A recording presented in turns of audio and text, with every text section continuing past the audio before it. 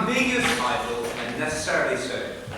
I wasn't really sure what I was going to be talking about, and I knew that I had to make it memorable. Indeed, Einstein once said that curiosity has its own reason for existing. What this purpose actually is still dubious. Perhaps curiosity is a prism that allows us to understand the universe around us. Or perhaps it is curiosity that sparks revolution in the dimmest and darkest of places. Perhaps it is the very driver of human development. For if the first caveman had never asked what a square would look like with rounded edges, the wheel would never have been born. Curiosity has always been something that's driven me personally.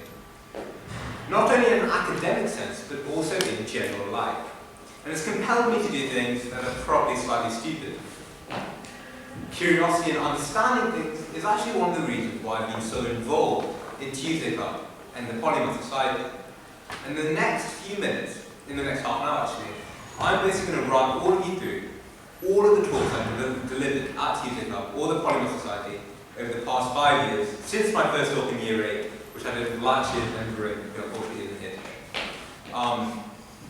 Just to give you an idea of how important this has all been to me. Okay, so this was my first title. It was year 8, and imagine 3 rather ambitious young Indian boys, and we were like, okay, we're going to do a Polymath Society talk. But there wasn't really anything to talk about, so we thought, okay, what are we interested in? Well, cartoons, okay? So we thought, okay, let's talk about The Simpsons. So I went up in this reason, I was like, okay, sir, I'm going to do a talk, I want to do something about The Simpsons. And then he was like, okay, how about this? How do The Simpsons represent American society? And this was really interesting. So I researched this for my first topic. We basically used a very, very simple argument. We looked at actually how the characters do portray the stereotypes in American society. Homer was a drunkard, of which there are massive proportions in America. Marge was a housewife, and still today, the gender-based archetype remains. Bart was an academically failing middle-class white child. And this was very realistic for American society as a whole. Mass proportions of the population suffer from alcohol-related issues. There is a prevalence of gender stereotypes in certain counties, especially in the Middle South. And of course, there is a massive difference in educational attainment between white middle-class students and those of other ethnicities. Lisa was the sole exception in this cartoon, but it was very much clear that she was a fish out of water in the episodes themselves. A person very much out of place in the suburbs of Springfield. In retrospect, one thing we perhaps did miss was how the show actually did predict a lot of things about the future. And indeed, I'm sure all of you have seen how The Simpsons did predict the rise of Donald Trump and right-wing populism in today. However, we're still somewhat dubious about this, especially given that such a massive base of episodes means that inevitably some of the things that they predict happening will actually come to fruition. I have especially fond memories of this talk, not only because it was my first, but also because of the rather dramatic ending, whereby I think Liam and Joe Rowlands broke out into a fight. It's just quite funny. Okay. So that was my first talk. But soon, I think my attention sort of diverted away, and with the advent of Instagram, I saw myself as kind of this artistic visionary and passionate professional photographer. So in December the following year, I put out word, Gautam'S presents the history of photography. Okay, fine. Looking at the works of people like Thomas Wedgwood, Robert Cornelius, and Thomas Sutton, who together over just 130 years brought about the cameras we all carry today in our pockets, I was awed by just how incredible the endeavors of people have been to give us what we take for granted today. Above, in this right there, you can see the first ever photograph taken that still remains today. And it's taken by a man called Joseph Niket, or Nietz. My pronunciation is probably off. And he was this incredible inventor who also invented the first ever internal combustion engine alongside his brother. His life actually did go sour after this as he moved to England, whereby his brother spent his entire fortune chasing projects which all ended in failure. This photo here, I don't know, there's another photo which was interesting, which I could show you, but I can't. Okay, so that was really cool, and it was really interesting to see how important photography is. It's a way of preserving the past. Indeed, we have so few realistic glimpses into other parts of the world, and it's because of things like photography that we can understand, we can sympathize with the problems going on in the rest of the world. For example, photography enables us to understand just how severe the refugee crisis is, just how dismal conditions are in certain parts of North Korea. And so it really is exceptionally important. A few months later, I once again jumped traction about what is important to me, and I attended this talk at the girls' school. And there was this philosopher who was doing a PhD at Leeds University. She came in, and she was trying to inspire us all about philosophy. She asked me this question. She said, and I'd like you all to think about it as well. If you take a broom and slowly replace every single part of it, so you take off the handle, you put a new handle in, you get a new painted coat, you get a painted wreath again, you get a new brush, everything. Once you've replaced every single part individually, is it still the same broom as it was before? So this really interested me.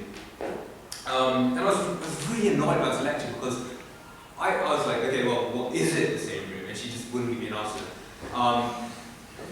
So somewhat stupidly, I decided to jump into philosophy and try to come about with my own answer. And so I did this talk, mathematical philosophy, hoping that I'd get a big enough crowd. That talk with girls was pretty popular. I kind of hoped I'd get a similar thing. I did. It was really scary. And it was kind of here that accidentally my love for mathematics was born. I've always enjoyed maths in like the school curriculum, but actually looking into like the sort of more elegant, more niche like application of it. Yeah, it really did.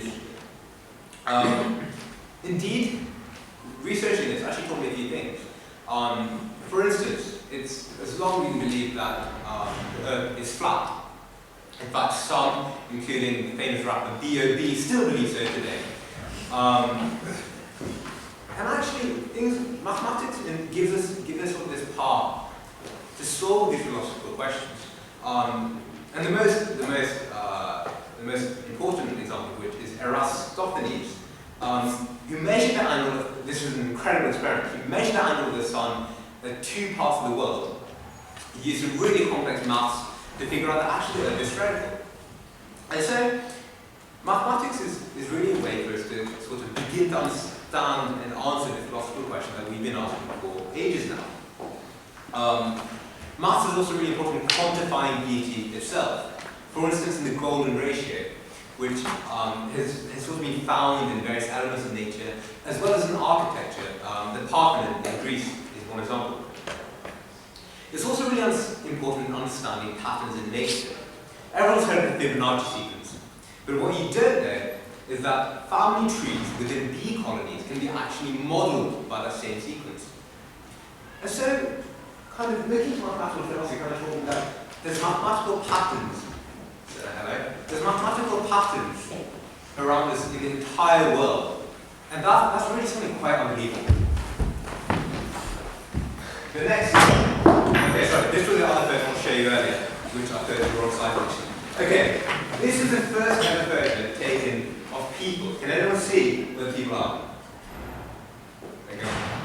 Bottom left. Yeah, basically bottom left there. There's two people, one's cleaning the other one's shoes. This photo took about 8 hours to take in entirety. So can you imagine, they literally got two people stand there trying to clean shoes for 8 hours. And this is the first photo ever of people, about 100 years ago or so. Okay, back to what I was going to say. The next year I met people who have some of them become my idols. James, Jack, and so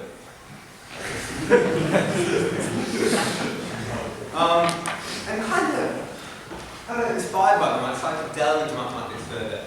And I took on this incredibly complex issue of time dilation. The words relativity and time are bandied about far too often, without proper appreciation of just what is, of just why everything is so intensely complicated. Actually, time is just a concept that we as humans have made up in order to organize and coordinate our actions. So in this talk, I hypothesized the world's simplest clock. It was someone who would basically throw a tentacle up and down, and for him every unit of time would be when the tentacle goes up and comes back down. And what was really interesting is that depending on the speed at which this person traveled, one unit of time for him would change in its intrinsic value. And actually, this showed that time varies according to just how fast we're traveling. So when you consider things like quasars, which travel at millions of miles per hour, time is varying just slightly. And in reality, this has massive implications in the real world. If you consider things that are traveling close to the speed of light, like super accelerated electrons and the like, we have to sort of revolutionize the way in which we think about physics to understand just why this happens. So actually in this talk, I didn't really understand what was going on. I kind of watched a YouTube video and I was like, yeah, I like it. A year later, I looked at this again and I did another talk about time dilation. And here it's really interesting, considering things like, actually, if we look at the center of a black hole, we get this sort of weird warping of space-time that might actually change the value that time itself has, and change the rate at which time occurs, so to speak. And then, for instance, if you were to lob something in the black hole, this would mean that it could almost be falling forever. It would never ever be crushed at that tiny point, because space-time is warped to it. I then transpired away from physics towards economics. And I took a quick detour into game theory. So here, I looked at problems such as Keynes' beauty contest. So everyone knows who Keynes is. Again, he was this millionaire. He's this millionaire who no one really knows what his sexuality was. He had many partners. He's this massive millionaire who went to Cambridge, incredible economist, was still like so driven by his teachings. And he created this idea of a beauty contest whereby you take a list of 100 different photos of, say, pretty girls, and you pick the 5 prettiest girls, and whoever are ranked by everyone else as the 5 prettiest girls win. And so looking at that and modeling this model, that got me hooked into economics and away from mathematics. Especially because I began to understand how important economics is to actually model the real world. Keynes' beauty contest has massive implications in speculative trading and stock markets today. In this talk, I also looked at things such as corner competition, which looks at the ways that the duopoly would interact and how the consequences of their interaction would differ massively according to whether they were competing in terms of price or quantity. For anyone thinking of applying economics, look it up. Corner competition. It's awesome. And I've also looked at something called the prisoner's dilemma, which we've all probably heard of. You get sort of two people who are complicit in a crime, and one of them's and you're both given the option to sort of dob the other one. And it looks at how actually in such a situation it's likely that both people will dob in each other. And this was really interesting, and actually one thing I'm really grateful for was one of the things that I analysed, one of the models I researched in advance for this talk actually came up in my Cambridge interview. So when it came up, I pretended, of course, that I'd never seen it before. But honestly, best moment of my life. Okay, back to physics. A story came up a few months later. A spaceship had crossed into interstellar space. This is space which we've never explored before. We've never gone into interstellar space. There's a spaceship called the Voyager. This was the furthest any man-made object had ever gone. What is a spaceship? Well, it carries a tiny golden vinyl disc, and it has some recordings and diagrams on it, and these are meant to summarize human life.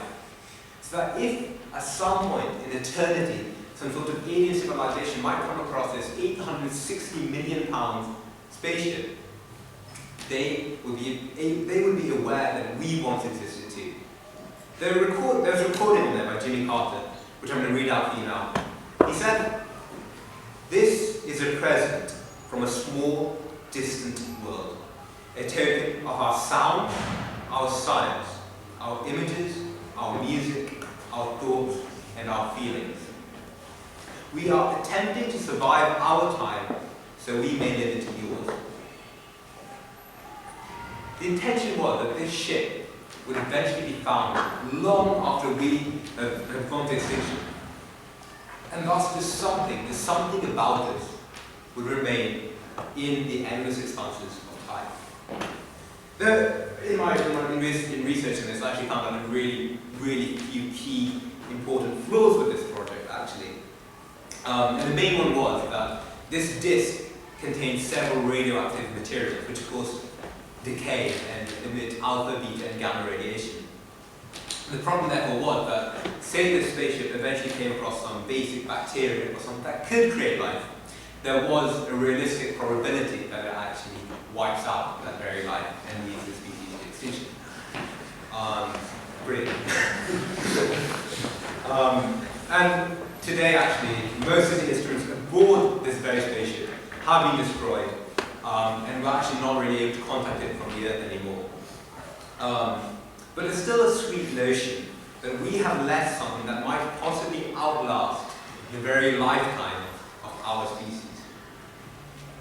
In understanding where our species has come from, it's also important, that's a body there, and it was put into this big spaceship, but yeah, that's explained it slightly better. And that was the guy who came up with the project, and led to us fleeing 860 million pounds of space. In understanding where we've come from, it's important to understand where civilizations came from. And in this book, I looked up different sources which place civilization beginning at different points. It was really difficult to define civilization as one thing entirely as well. What can we say is the beginning of civilization? If a group of monkeys, Rahul, welcome. If a group of monkeys sort of share their food, does that count as civilization? So there were several locations. The most interesting of which, and the one I researched, was a city called Mesopotamia in modern-day Iraq. And this was sort of, most people say it's the beginning, the first ever civilization, and they kind of refined not only things like agriculture and how we process food, but they also look at things such as how do we create art, how do we create leadership, how do we create equity, and they sort of look at all these issues and document them through things like just paintings on vases, walls, murals, etc. It can, of course, be argued that Mohenjo-Daro, the civilization in India, upon which there's recently been released a new Bollywood film, recommended to everyone, arguably existed before this. And here, there were actually methods of measuring things, really accurate methods of measuring things such as length, mass, and time. One sad thing I found out is that most of these early civilizations often broke up and killed each other through wars. And that's quite sad, which is why so little of what might have been beginning civilization actually exists today. Humanity is constantly developing, of course. And since then we've come very far. We began effectively as a group of apes with slightly less hair, and we've evolved to people who are hopefully slightly more. One massive development undoubtedly came about through the invention of computers. And this was heralded primarily by this chap called Alan Turing, who also studied at Cambridge. His life was really interesting, and he lived in a society which was totally unexpected, and who he wanted to be. People had no faith in him. His headmaster used to tell him that he would amount to nothing. And he was actually failing in a lot of subjects that weren't maths. But he had this incredible passion. He wanted to code, and he was living in a place where he didn't have many friends. He thought that it was just him and his math. And actually, he was incredibly important to all of us today, because it was only through his effort that we devised a machine that could crack the German code. It was only through his efforts that ultimately we were not annihilated in the war against the Germans. Turing's life is a tragedy, ultimately. But studying him taught me a couple of very, very important lessons. First, his insights into technology placed a massive responsibility on him. Actually, when he began to decode the messages, he realized that if he told people, if he intercepted all the messages and caused action against all the problems and ambushes that would arise, the Germans would quickly realize that Turing knew what their code was, and they changed promptly. So because Turing actually had the ability to understand this code and the ability to decipher it, he realized that actually he was now responsible for deciding who could live and who couldn't live, for deciding what ambushes would be allowed and what ambushes could be stopped, such that the Germans didn't catch track of what he had done. Secondly, his story taught me things about actually how sinister the British government had been at times. For instance, when they found out he was homosexual, they forced him to take drugs that would make him infertile, and as a result of which he actually later committed suicide. They threatened to murder his wife in order to motivate him. And in order to protect his wife, he actually divorced her. And so it was really, really tough for him. Of course, today the British government have apologized, of course, after his death, for how terribly they did treat him. Okay, just one more talk now, and this guy is undoubtedly one of the most inspirational people in my life. Many of you will know who he is. That's Turing. Okay, this guy, the man who knew infinity. This guy was Ramanujan, and he was this boy. He struggled incredible adversity throughout his life, and he had this one passion: mathematics. He would go weeks living homelessly, months even living homelessly, starving on the streets, because all he wanted to do was write about maths. All he cared about was mathematics. For Ramanujan, mathematics was the way in which God expressed his thoughts. It was his only purpose in life, and he sacrificed chords in order to go and study it. And indeed, today, we're still understanding the consequences of his legacy. He created infinite series that we're still using today to understand the nature of black holes. And this incredible grasp of numbers still escapes many people today in its applications. In fact, Ramanujan was entirely self-taught, so he kind of made up his own mathematical language, which other people didn't know, which is partly why it's taking so long to understand just what he's on about. Partly it was because his ideas were just that divine. He lost his status as a Brahmin. He lost the respect of his friends and family. He became extraordinarily ill, and he could not see his wife for several years. And these were all the sacrifices he made so he could pursue this one passion of his. And I suppose that Ramanujan inspired me in two ways. One, because he faced such adversity, he still achieved such great things. And two, because he had a passion for which he was willing to go to all extents to follow this one thing that he loved. And I suppose that in many ways, I hope that I too someday find that one thing that I can love more than everything else in the world. Okay, so this finishes my run through all the polymath and Tuesday classes I've ever been through. in brief. Before I hand over to the next person who runs society, I'd like to conclude by saying thank you to all of you here. Thank you for coming today, for taking time out of your busy lives to come and support me. Thank you to those of you who've constantly been there for all my other teaching levels. It's truly meant the world for me. This has helped me to develop from the person I was in year 8 to who I am today. It's given me a platform through which I've been able to find people who have been incredibly important in my life. And role models who I look up to massively, of course. Yeah. And I'm honestly so grateful for all of you. So thank you. And now, without further ado, I'd like to invite Thomas Busfield over, who's going to take over next year. So, give him a round.